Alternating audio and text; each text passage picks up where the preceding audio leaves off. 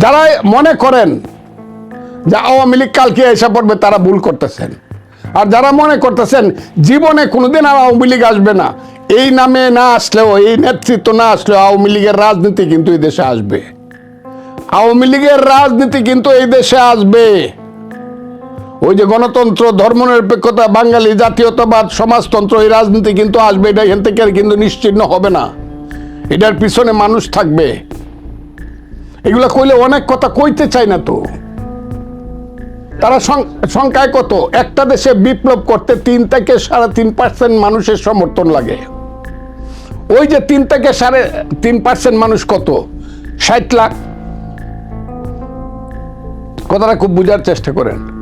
60 লাখ মানুষ আন্দোলন করছে, 3 থেকে 3.5% মানুষ আন্দোলন। এটা কি সব কি বৈষম্য বিরোধী ছাত্র আন্দোলনের বা জামাতের লোক?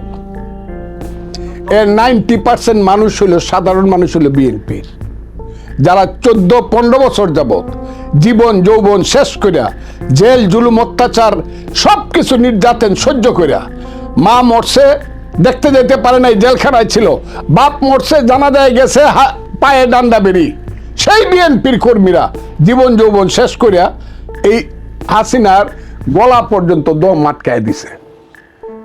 এরা তো হলো দাওয়ালের কাম করছে। বৈষম্য বিরোধী ছাত্র আন্দোলন তো সর্বশেষ আইসে আমি ধান পাকাইছি, এর ধানটা কাইটা দিয়া কইতেছে আমার সব দেওয়া লাগবে, কারণ আমি তো কাটছি। এরা দাওয়ালের কাম করছে। আমাদের ভাটি এলাকায় দাওয়াল যায় বৈশাখ মাসে, আমরা ফসল ফলাই গৃহস্থরা করে, কিন্তু ওরা কাটতে দেয়। কাটতে দিলে 8টা কাটলে একটা নেই। ওরা ইমানদার। এখন এরা তো সব নিতে চায়,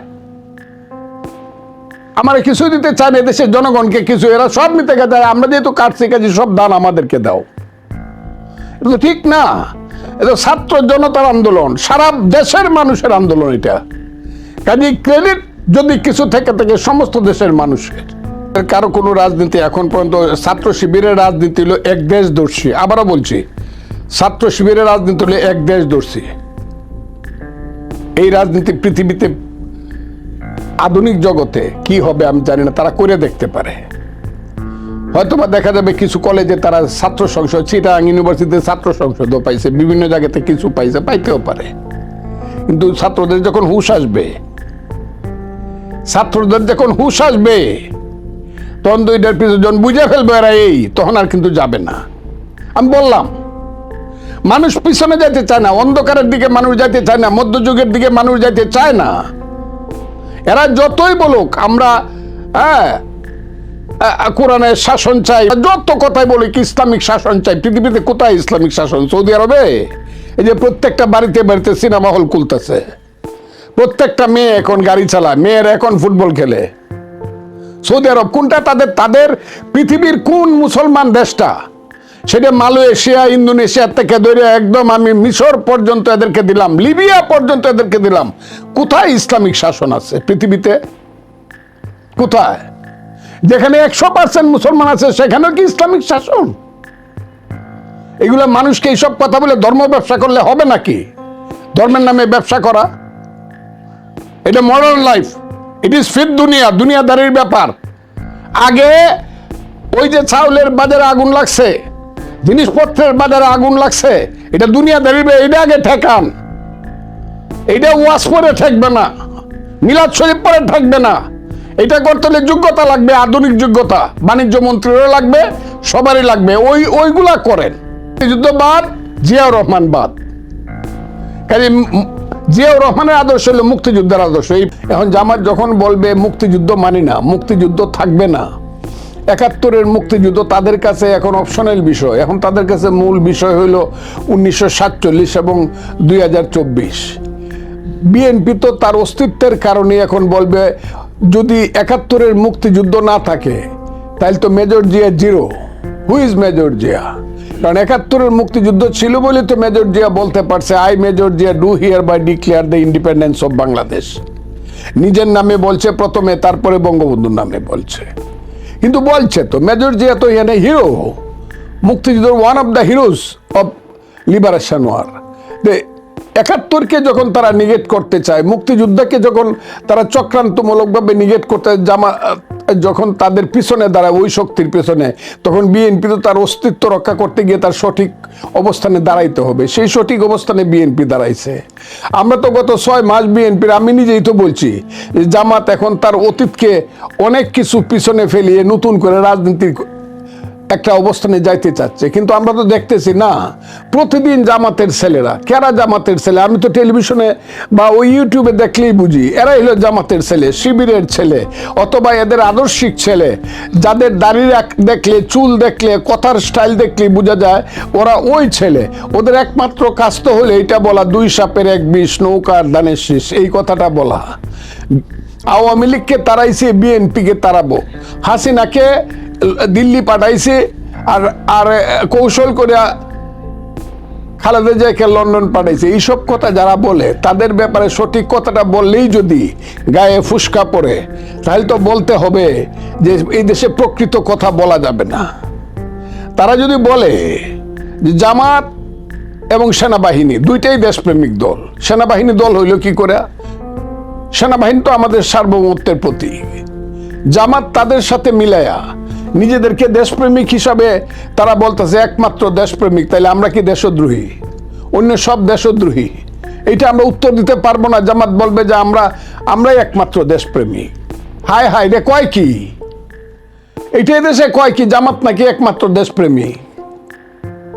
যারা এই দেশের স্বাধীনতা চায় না, জামাতে এই দেশে এখন যে 47-কে জামাতে এত ভালোবাসছে, প্রেম করছে 47 সনের সাথে, জামাত তো 47-এর স্বাধীনতাও চায় নাই। মওদুদিরা 47, জামাতে ইসলাম তো মওদুদির নেতৃত্বে 47-ও চায় নাই, 47-এরও তারা বিরুদ্ধে ছিল। কাজে জামাতের রাজনীতি তো পর্যায়ে পর্যায়ে পরতে ইতিহাসের গতিপথে ভুল রাজনীতি করি তারা এখানে আসছে। এখন যদি তারা সঠিক পথে চলবে, সেই সঠিক পথটা কি? সেই সঠিক পথ হলে তারা যদি এত বেশি হয়ে থাকে, তাদের এত সমর্থন হয়ে থাকে, তারা একটা ইলেকশন হবে জনগণের সমর্থন নিয়ে, তারা যদি মেজরিটি পায় তারা ক্ষমতায় যাবে। আমরা বিরোধী দল হিসাবে তাদেরকে আমরা সহযোগিতা করব, সেলিউট করব, বা তারা ভুল করলে আমরা বিরোধিতা করব। এটি তো গণতান্ত্রিক রাজনীতি হওয়া দরকার। এখন যদি মনে করে চক্রান্ত করে বিএনপিকে একদম নাক দম বন্ধ করে মেরে ফেলে এবং কুৎসা রটনা করে বিএনপিকে সবকিছু অন্ধকারে নিমজ্জিত করে দিবে, বিএনপির লোকজন কথা বলতে পারবে না।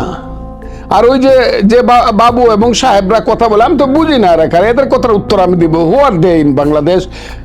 এরা বিদেশে গেছে, মজা করে। এরা কারা বাংলাদেশের?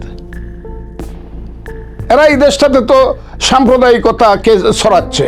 বাংলাদেশ তো সাম্প্রদায়িকতার দেশ না। মুক্তিযুদ্ধ তো সাম্প্রদায়িকতা না। মুক্তিযুদ্ধের অর্থ হইল গণতন্ত্র, মুক্তিযুদ্ধের অর্থ হইল ধর্মনিরপেক্ষতা, মুক্তিযুদ্ধের ধর্ম হইল বাঙালি জাতীয়তা, প্রগতিশীল বাঙালি জাতীয়তাবাদ। মুক্তিযুদ্ধের অর্থ হইল মানুষের পেটের ভাত, পরনের কাপড়, গরিব মানুষের সন্তানের শিক্ষা শেষে চাকরি, একটা সুস্থ সুন্দর জীবন, এর নাম হলো মুক্তিযুদ্ধ। এর বাইরে যারা যাবে গণতন্ত্র, ধর্মনিরপেক্ষতা, মানুষের পেটের ভাত, পরনের মানুষের মুক্তির সংগ্রাম, এর বাইরে যাবে মুক্তিযুদ্ধ বিরোধী। তারা বলতে পারে আজকে ইসলামের নামে যারা পলিটিক্স করে, যারা ধর্ম ব্যবসা করে, আমি তো ধর্ম ব্যবসা করি না। আমি তো মামুনুল হক সাহেব যে বক্তৃতা করে সেই বক্তৃতা ডেইলি শুনি।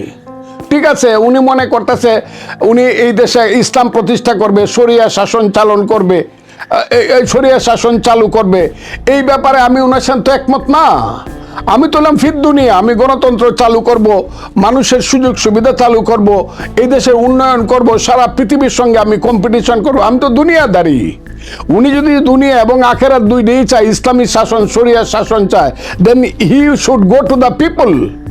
মানুষের কাছে যাইতে হবে, দেখি কত পার্সেন্ট ভোট মানুষ তাদেরকে দেয়। যদি মেজরিটি ভোট মামুনুল হক সাহেবের আদর্শের পক্ষে দেয়, আমার তো বলার কিছু নাই। কিন্তু তারা তো সবসময় ফোর্স করতেছে, এরা কাফির, এরা ধর্মবিরোধী, এরা ওই বিএনপি ওই জায়গাতে, তো তারা সবসময় ফোর্স করতেছে। আমি আমার পলিটিক্স করি।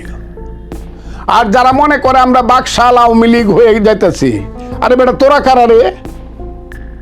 আমার দল যদি মনে করে আমি বাকশালের পক্ষে, আওয়ামী লীগের পক্ষে কথা বলে, আমার দল আমার কাছ থেকে চাবে, আমাকে কাছ থেকে উত্তর চাবে যে আপনি এইভাবে কথা বলেন কেন? ওই যে হারুন সাহেব চাপাই নবাবগঞ্জের যে কথা বলে, বলছে, বা জোনাল আবদিন সাহেব বলছে, বা হাফিজ সাহেব বলছে, বা আমাদের মুক্তিযোদ্ধা কমান্ডার উলফাত সাহেব বা সাদেক সাহেবরা যে কথা বলছে যে জামাত ইসলাম 1971 সনে আলবদর রাজাকার সৃষ্টি করছিল, তাদেরকে মানুষ মাফ করছে না, তখনও শেখ মুজিবুর রহমান মাফ করছে বলে বাঁচা গেছিল, বেশি করলে মাফ করবে না। আমরা তো সবাই একই কথা বলতেছি। সেই বলতেছি এটা যদি আমাদের দল যদি এন্ডোর্স না করে, আমাদেরকে আমাদের দল জিজ্ঞাসা করবে, সেটা উত্তর আমি দিব, আপনি কে? আপনি কে বলার যে আমি বাকশাল কায়েম করতেছি? আমি আওয়ামী লীগ, আরে আমি যে ফাইট করছি আপনি করছেন? আপনি তো 7 সমুদ্র তেরুন্ডি হিফার থেকে বৈশা বৈশা রঙ্গে রঙ্গে কথা কইছেন। আমি কি রঙ্গে রঙ্গে কথা কইছি? আমি জীবন মৃত্যুর মুখামুখি দাঁড়ায় কথা কইছি। আমি বাংলাদেশের ইতিহাসের সংসপ্তক ফজলুর রহমান।